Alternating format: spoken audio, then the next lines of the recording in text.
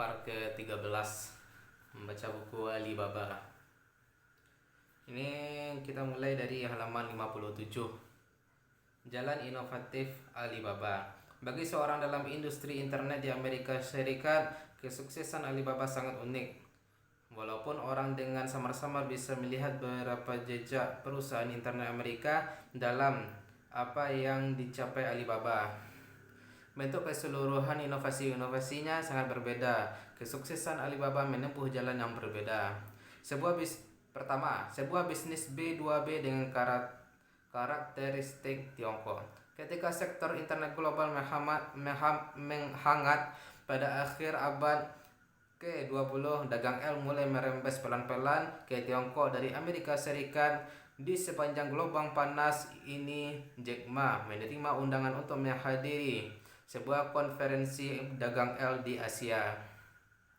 Dia mendapati sesuatu yang mengejutkan dirinya. Dalam setiap industri di Amerika Serikat yang merupakan perekonomian pasar yang matang, 3 besar perusahaan sesungguhnya mendominasi pasar dan sumber daya industri. Pada dasarnya semua bisnis dagang L di Amerika Serikat melayani perusahaan-perusahaan besar tersebut. Kebalikannya, 99 dari seluruh perusahaan di Tiongkok dan entitas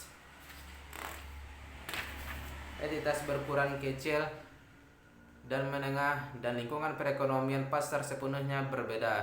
Faktor ini menentukan cara dagang L berkembang di Tiongkok. Ia harus melayani usaha kecil. Hal itu tidak bisa disamakan dengan jenis dagang L B2B di Amerika Serikat yang bisnis ke bisnis atau perusahaan ke perusahaan.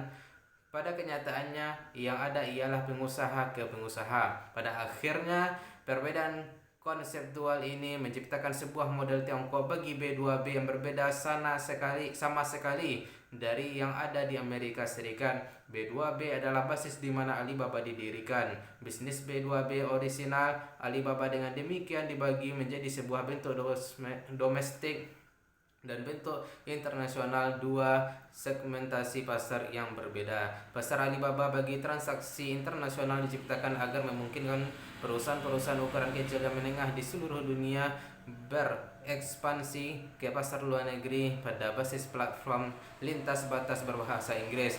Pada 31 Desember 2012, pasar Alibaba untuk transaksi internasional memiliki 36,7 juta pengguna terdaftar dan 2,8 juta storefront bagian muka toko. Daring perusahaan asing, layanannya meliputi lebih dari 240 negara dan daerah. Pasar Alibaba untuk transaksi dalam negeri didasarkan pada cara-cara yang sudah ada, yaitu perusahaan-perusahaan yang bertukar informasi di Tiongkok, mengeluarkan order pembelian dan melakukan bisnis grosir besar-besaran. Perusahaan itu memutuskan untuk menyediakan layanan dagang L disempurnakan bagi perusahaan-perusahaan ukuran kecil dan menengah yang menjalankan perdagangan dalam negeri. Pada akhir 2014, pasar daring berbasis Tiongkok Alibaba yang disebut 1688.com menjadi platform bisnis terkemuka di dunia. Lebih dari 120 juta pengguna terdaftar, lebih dari 12 juta pengunjung setiap hari, dan memunculkan lebih dari 150 juta pengguna setiap hari. Platform ini memiliki 10 juta storefront bisnis yang menjual barang-barang mulai dari pakaian hingga furnitur serta produk-produk industri. Di kedua segmen pasar tersebut, Alibaba memungut biaya keanggotaan untuk mendapatkan pemasukan. Perusahaan-perusahaan ukuran kecil dan menengah bisa memiliki ruang yang mereka operasikan sendiri di platform Alibaba dengan membayar biaya tertentu. Dalam ruang itu, mereka bisa menjalankan bisnis mereka sendiri. Penjualan biasa dilakukan melalui internet, tetapi transaksi aktual dilaksanakan offline luring dengan cara lama. Antara tahun 99 dan 2007, Alibaba secara bertahap membawa model B2B ini ke jenjang keunggulan yang lebih tinggi. Pada tahun 2007, perusahaan B2B Alibaba dicatat di Bursa Efek Hong Kong dan menghimpun dana 1,7 miliar USD. Pada saat itu, angka tersebut adalah rekor untuk sebuah perusahaan internet. 2. Taobao dan serba bisa. Taobao yang serba bisa. Kapasitas luar biasa Taobao bagi inovasi terlihat jelas sejak perusahaan itu lahir. Ketika Taobao didirikan pada tahun 2003, ia didedikasikan semata-mata untuk menjadi situs web konsumen ke konsumen C2C, dan eBay Xnet berdiri di depannya seperti gunung yang besar dan menakjubkan. Pada saat itu, mantan CEO eBay, Mac Whitman, mengatakan bahwa Taobao hanya akan berumur 18 bulan paling lama.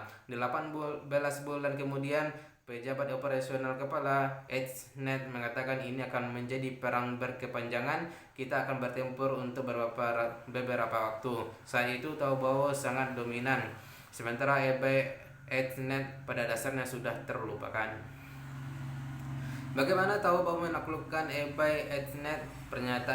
Pertanyaan ini diajukan banyak orang dengan keterkejutan yang besar. Sebuah analisis yang disederhanakan menunjukkan bahwa inovasi-inovasi utama Taobao meliputi hal-hal berikut. Yang pertama, cara di mana Alipay bertindak sebagai penjamin transaksi menghilangkan keraguan dan ketidakpercayaan yang dirasakan konsumen Tiongkok terhadap pembayaran daring.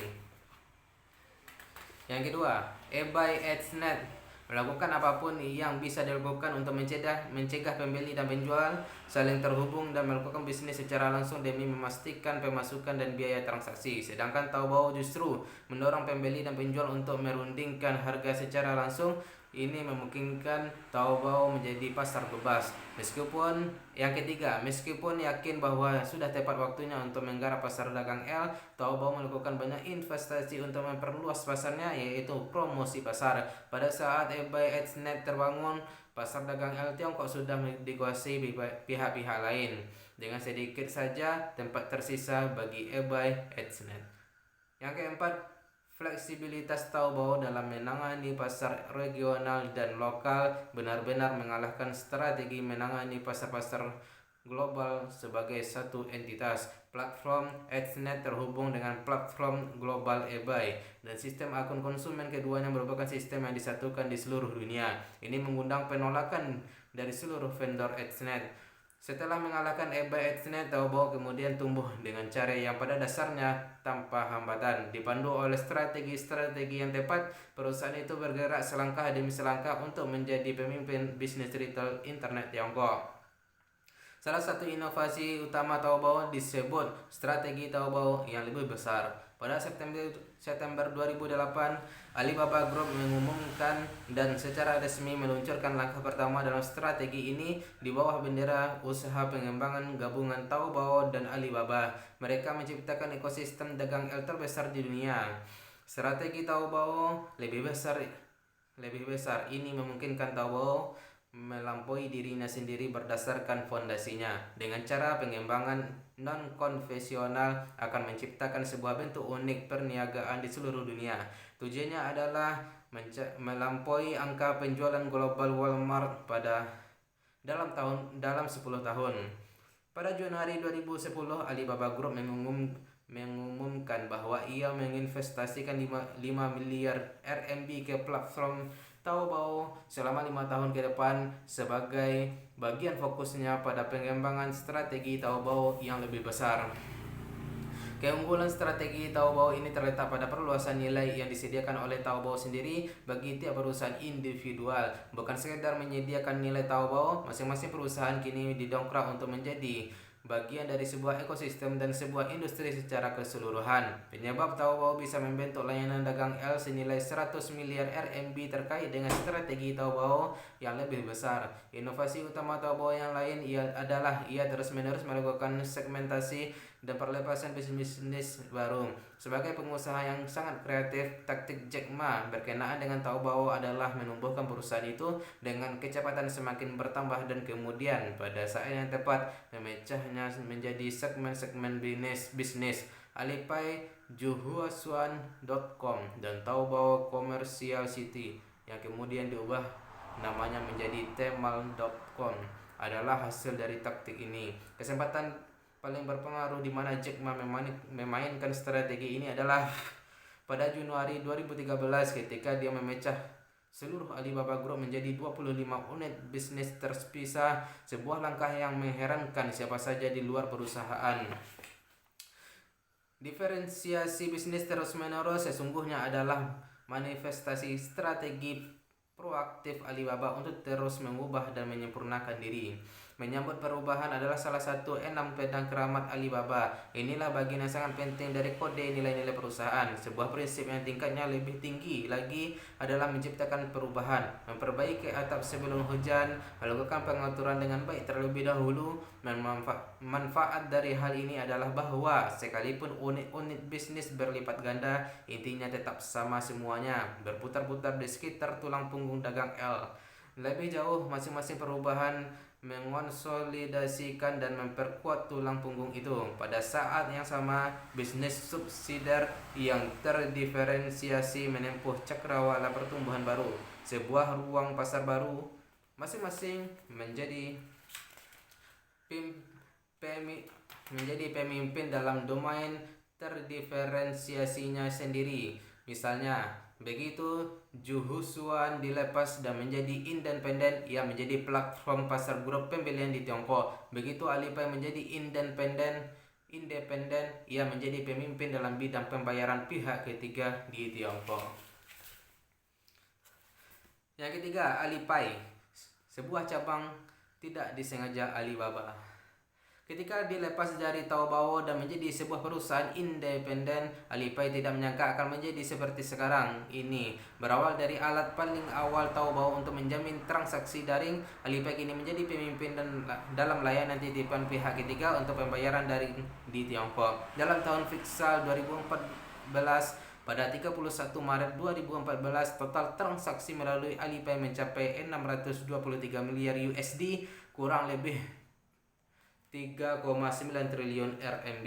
Pada akhir tahun 2013, Alipay memiliki hampir 300 juta pelanggan dan 12,5 miliar transaksi dilakukan melalui layanan Alipay. Yang lebih penting, selama itu lebih dari 100 juta konsumen menggeser situs pembayaran primer mereka ke Alipay Wallet, layanan mobile Alipay. Para nasabah melakukan lebih dari 2,78 miliar transaksi senilai lebih dari 900 miliar RMB, menjadikan Alipay sebagai layanan pembayaran telepon seluler terbesar di dunia. Sejak didirikan pada tahun 2004 sampai sekarang, Alipay dan Alipay Wallet sudah menjadi metode utama pembayaran online maupun offline bagi banyak bisnis. Mereka menyediakan layanan arus kas dasar bagi berjuta-juta konsumen dan entitas komersial. Selama 11.11 Shopping Festival 2014, order yang masuk mencapai 278 juta dan omset diperkirakan mencapai 57,1 miliar RMB.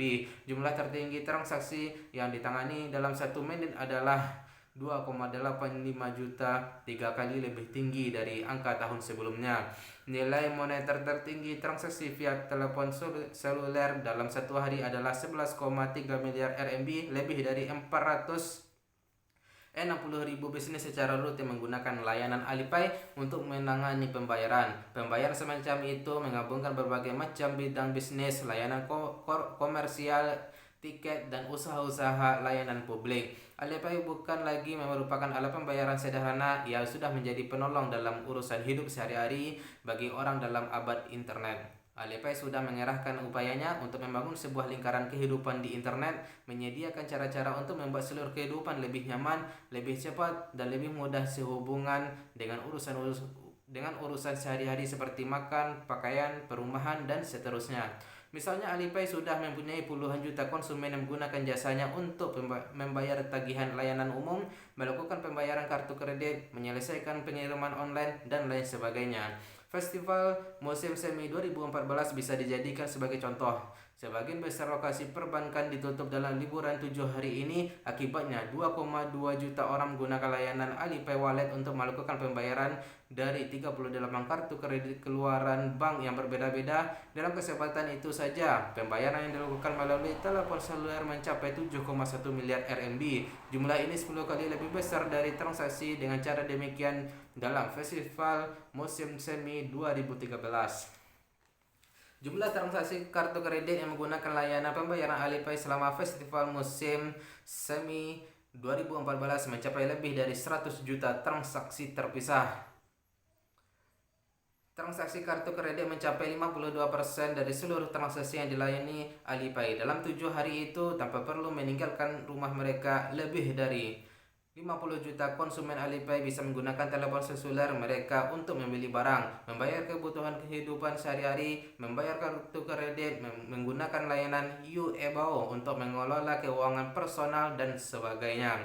Dari sini bisa dilihat bahwa titik tolak Alibaba membebaskan kewirausahaan akar rumput adalah Taobao.com. Platform Taobao juga merupakan fondasi bagi pembebasan inovasi akar rumput. Banyak sekali bisnis dagang L indah dan kecil bertemu di sini. Dalam bab 3, dengan melihat pada proses inovatif platform Taobao, kita akan menganalisis peran penting yang dimainkan jaringan tersebut dalam mengajari orang bagaimana memancing ikan. Ini udah halaman 64 dari halaman 56 sampai ke halaman 64. Ini udah 15 menit lebih 50 detik. Kita besok akan membahas bab 3, platform Taobao mengajarkan orang bagaimana memancing ikan, halaman 65. Sekian, bye bye.